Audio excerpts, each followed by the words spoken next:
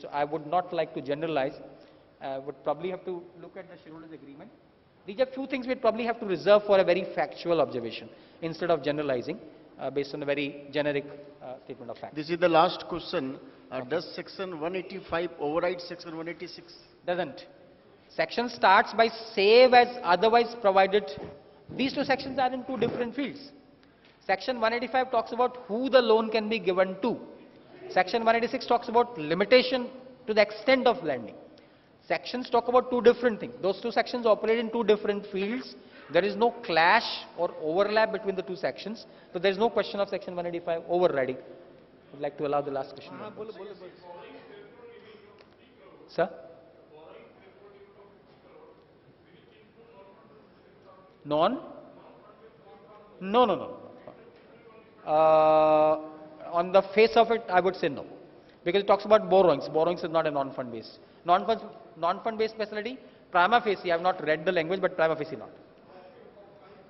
Sorry? Profit. Profit is profit. Profit under section 198. Before tax. PBT. Profit as worked out under section 198. Section 198 is profit before tax. Loan from directors, so more than paid up capital and the reserve, will it require special resolution? Loan from directors? Yes. Because borrowing will be more than the paid up capital and free reserve. So we're talking about section 180 therefore. So we're talking about section 180 by 1C, which talks about an overall limit of borrowings. Yes. So section 180 by 1C says wherever the company borrows beyond its paid up capital and net worth from anybody other than temporary loans. Temporary loans mean, for example, working capital, cash credit, or loans payable within 6 months. Barring these loans, every other borrowing, the limit is paid up capital and free reserves. For that, special resolution is required. And it is applicable from September 12th.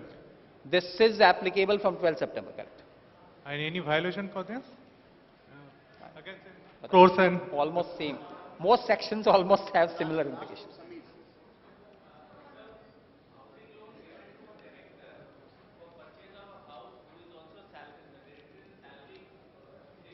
You're right. Correct. You're right. There's a carve out. Or you mean what's the question? The question is rate of interest, or is it whether we can give the loan? Whether we can give. So there's another carve out in section 185 is a loan given to a whole-time director, that would mean an executive director, as per a scheme framed by the company. The company is a scheme, for example, providing housing loans. Then a loan to a director may also be given. So it will not therefore violate section 185 because that's a carve out from section 185. Of course, looking at section 186, the rate of interest on this loan also cannot be lower than the yield on G-Secs. On? Chapter 7 rules, it is given that minimum 30 days time is given to shareholders. So sir, this 30 days time, is it mandatory for a company to give this, like within 15 days, suppose the company has received the shareholders' consent? And then it is said that minimum You 7 mean all days. shareholders already have responded? Yes. Then should that 30 days period should There's nothing to it because the time after all is for allowing the shareholders to vote. If let's say within 7 days everybody is voted already, then there's no reason then for in responding. the for scrutinizer it is said 7 days from the last date. Now this so last date should be which date? So I get your point that if the shareholders already have voted, Yes. then why do we need to wait for the 30-day period? After all, 30-day period is to allow the shareholders to vote. If everybody has voted, then the company can simply intimate the scrutiny that we got all shareholders' postal ballots back. So you can now come and scrutinize the ballot. So I think even before expiry of 30 days, the scrutiny can be done. And sir, what if the company is like it is mandatory for company for e-voting for postal ballot as per 35B listing agreement? Sir, is it for all companies or top 500 companies?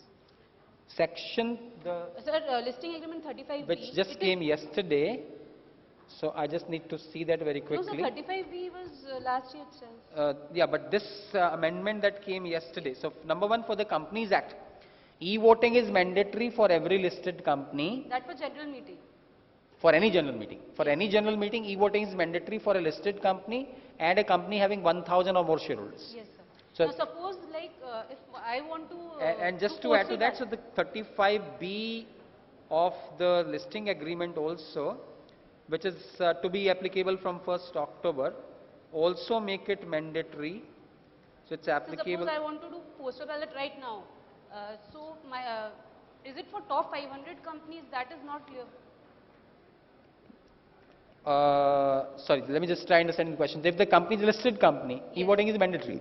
E-voting is mandatory for general meetings. Right. So now it's saying as an alternative for a postal ballot also, do Like we suppose necessarily have to instead allow of- e-voting? Instead of general meeting, Section I want to do 110, you're talking about section 110 which talks 110, right? And chapter 7. Right. So is e-voting mandatory for a company which opts to go for a postal ballot? Yes. Though I would need to check that though, but upfront I don't think it should be valid. But Because sir, postal ballot doesn't necessarily have to allow e-voting facility. Prima facie, without looking at the rules, I don't think that. sir, going by rules, it is prima facie clear that all listed companies, but 35B, it said that all listed company, but what I heard was it is applicable for top 500 companies. That's by SEBI. So SEBI has made it mandatory for top 500 companies by capitalization. SEBI had made it mandatory last year, I guess. I think last Yes, year. something. then, So Companies Act. So if it's a listed company covered by the listing agreement, in that case we need to look at listing rules as well.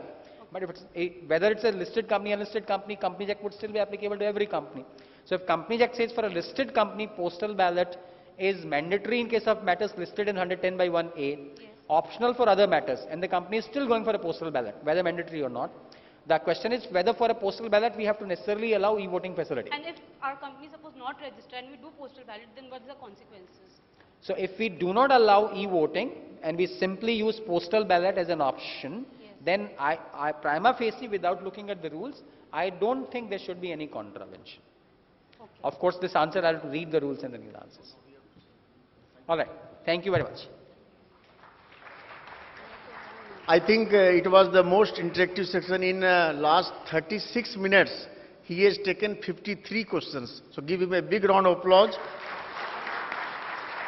And friends, we chartered accountant, the upbringing of chartered accountant has been made in such a way we can deal with any situation.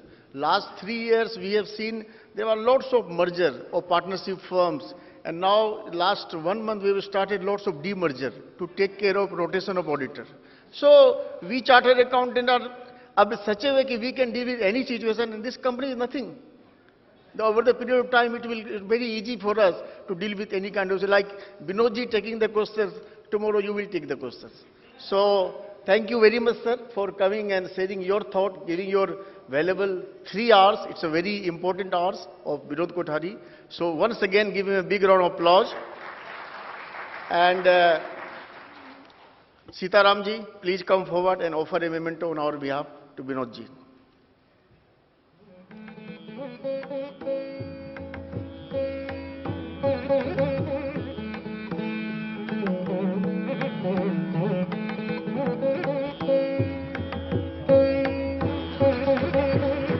Thank you, Sitaramji. And tomorrow, 10 o'clock sharp, don't confuse, it's a Hotel Taj Gateway, not Taj Bengal, at connector of Ruby Connector, 10 o'clock sharp. Thank you very much.